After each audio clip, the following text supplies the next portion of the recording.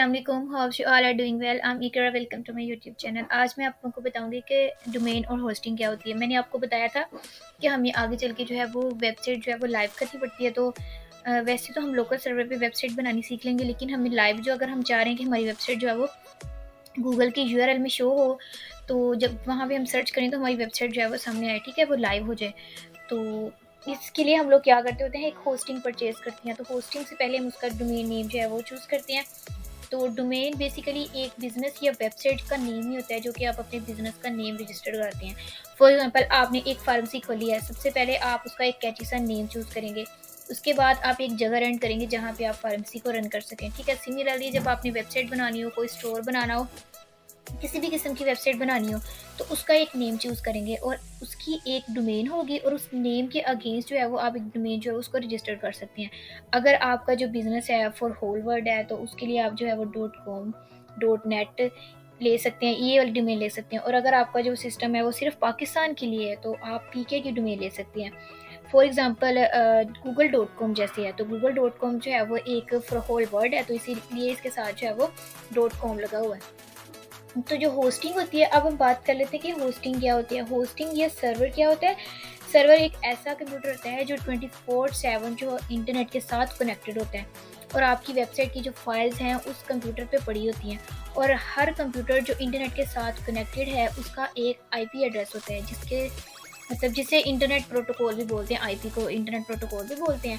तो जो IP address होता है वो इस तरह मतलब यूँ होता है कि 192.168.1.1 ये आईपी एड्रेस होता है। अब अगर आपने वेबसाइट बनानी है, तो कंप्यूटर जिसे आप की वेबसाइट जो है वो जिस पे आपकी वेबसाइट पड़ी है, तो उसको आप एक्सेस करेंगे सबसे पहले आईपी एड्रेस से, ठीक है। तो उसके बाद आप क्या करेंगे, लेकिन आईपी एड्रेस जो होता है वो यूज़र फ्रेंडली नहीं होता है।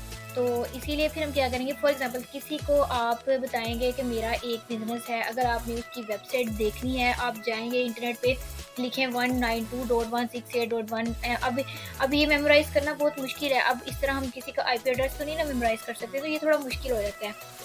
तो इसके लिए हम क्या करें, यूज़ करेंगे डोमेन नेम, और आप अपनी वेबसाइट की डोमेन जो है वो रजिस्टर्ड करेंगे। उसके बाद जो है वो हम जो है वो उसको हम कनेक्ट करेंगे उस सर्वर के साथ जहाँ पे आपकी वेबसाइट की फाइल्स पड़ी हैं, ठीक है। इन दोनों का कनेक्शन जो होगा वो डीएनएस के थ्रू होगा।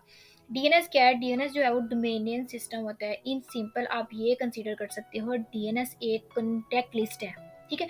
जैसे आपने डिफरेंट नेम से जो है वो कॉन्टैक्ट सेव किए होते हैं और साथ उनका नंबर सेव किया होता है, तो जो डीएनएस है वो सिमिलरली डीएनएस में भी आपकी वेबसाइट होगी, उसका डोमेन नेम होगा, उसका जो है वो उसके साथ सेव होगा, उसके अलावा उसका आईपी एड्रेस होगा। तो जब आप अपने ब्राउज़र में google.com सर्च करेंगे, तो ब्राउज़र जाएगा डीएनएस के पास, और डीएनएस के पास जो है वो गूगल का मतलब उसको बोलेगा कि मुझे google.com का आईपी एड्रेस दे दो, ठीक है। तो वो क्या करेगा, डीएनएस जो है वो .com का आईपी एड्रेस रिटर्न मतलब करेगा, और आपका ब्राउज़र वहाँ से google.com की जो वेबसाइट है उसको फेच करके आपको डिस्प्ले करा देगा। सो जो डोमेन है वो एक बिज़नेस का नेम होती है, ठीक है। वेब होस्टिंग जो होती है, सर्वर जो वेब होस्टिंग होती है जहाँ पे वेबसाइट की फाइल्स पड़ी होती हैं। डीएनएस जो है वो इन दोनों को कनेक्ट करता है, यानी कि डोमेन नेम को, डोमेन जो है वो बिज़नेस का नेम, हमने अपनी वेबसाइट का नेम रखा, फॉर एग्जांपल जैसे google.com है, तो गूगल जो है वो एक नेम है, और जो .com, उसके बाद वेब होस्टिंग जो है वो उसकी जो है वो यानी जहाँ पे उसकी गूगल की फाइल्स पड़ी हैं। तो ये था सिंपल सा ओवरव्यू के डोमेन नेम और डोमेन होस्टिंग क्या होती है, ठीक है। तो अगर हमने जो है वो आगे फर्दर इसको मैं उसके बाद अब नेक्स्ट वीडियोस में भी जो है वो वर्डप्रेस की फर्दर ऑप्शंस को एक्सप्लोर करूँगी कि वो क्या होते हैं। इसमें मैंने आप लोगों को ये बता दिया, क्योंकि आगे चल के जब आप इसको अच्छे से समझ लोगे, उसके बाद आप लोगों को जब डोमेन जो है वो परचेज़ करनी होगी, तो तब आपको समझ होगी कि डोमेन और होस्टिंग क्या होती क्या है, ठीक है। तो ये इसका सिंपल सा इंट्रो था। अगर किसी चीज़ की समझ नहीं आई तो आप मुझसे कमेंट में पूछ सकते हैं।